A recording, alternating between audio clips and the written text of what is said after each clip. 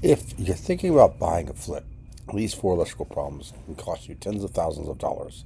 I know because I walked away from two different flips in the same week after finding them.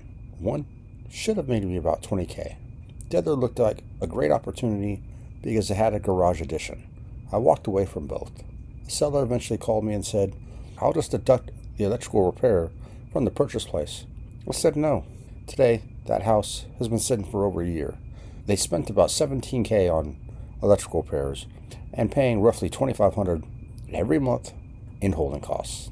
And they're still trying to get out from underneath it.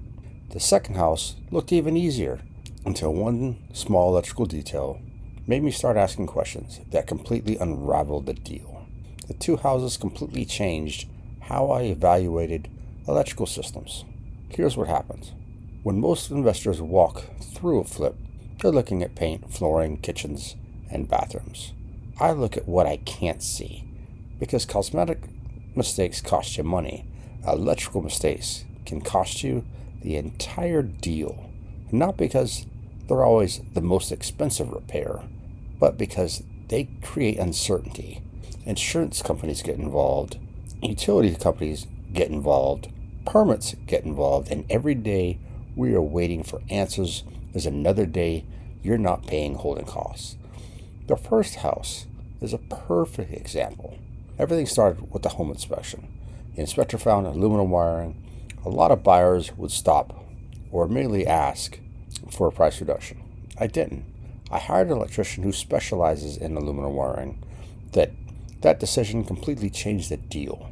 He looked at me and said, they already had these walls opened. They had the perfect opportunity to replace the wiring. Instead, they closed the walls back up without fixing it. Now the insurance company won't insure the property unless it's received a complete rewire. The estimate came back at 17K. The seller's response was simple. I'll just deduct it from the purchase price.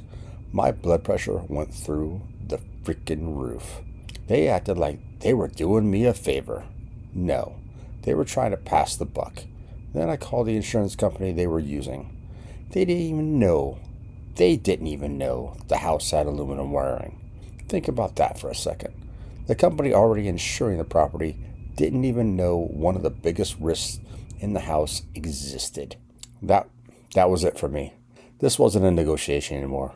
This was someone trying to hand me a problem they couldn't even solve. I told them no.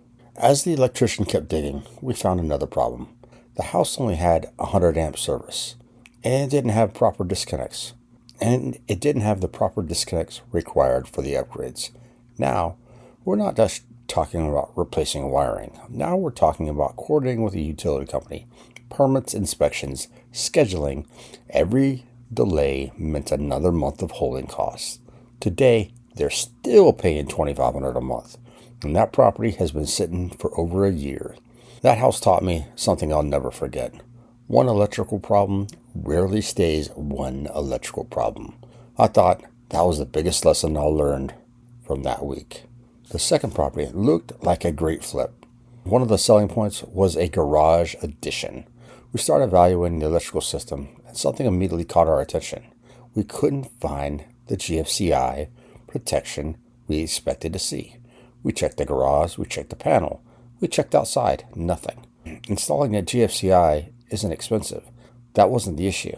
The issue was, why wasn't it there? That's when I stopped asking, where's the GFCI? And started asking, did they even pull permits for this garage? Instead of scheduling a home inspection, I started peeling the onion back. We pulled up the county's online permit records. Everything unraveled. The garage addition had never been permitted. The electrical work hadn't been permitted. The sub-panel feeding that garage never approved by the county. At that point, everything started making sense. Those missing GFCIs weren't the problem, they were the clue. The more we uncovered, the less I trusted anything else in the house. They weren't trying to sell me a house with a $50,000 garage addition. They were trying to sell me a house with a $100,000 liability. I looked at my agent and said, we're done. Not let's negotiate. Not let's see if they'll lower the price. We're done. I wasn't spending another dollar on inspections. I wasn't wondering what I'd already had found. I was wondering what had found next. I'll inherit projects. I'll inherit deferred maintenance. I will inherit ugly. I will not inherit secrets. But the moment one hidden problem starts uncovering another, the conversation changes. Now, I'm not evaluating repairs. I'm evaluating trust. That's the real lesson those houses taught me. The biggest risk isn't in a flip. The biggest risk in a flip isn't always the repair bill. It's buying a house from someone who expects you to inherit problems they never disclosed or properly fixed. So what do I actually do today? The process is simple. If the home inspector flags a major electrical issue, I don't make a decision based on one inspection report. I call an electrician who specializes in that specific problem. If it's aluminum wiring, I want someone who deals with aluminum wiring every day. Then I'll get a second opinion. If those two electricians disagree, I'll get a third. I'm not looking for the cheapest estimate. I'm looking for consensus. Before I ever buy that property, I want someone who's willing to stand behind the repair in writing. I want documentation that the remediation meets the insurance company's requirements. Because if an electrician isn't willing to put their name on the repair, why should I put my name on the purchase contract? The first seller thought lowering the price would solve the problem. It didn't. The second seller never got the chance to offer me anything. I was gone before there was ever a number to negotiate. Because sometimes the cheapest house you'll ever buy becomes the most expensive house you'll ever own.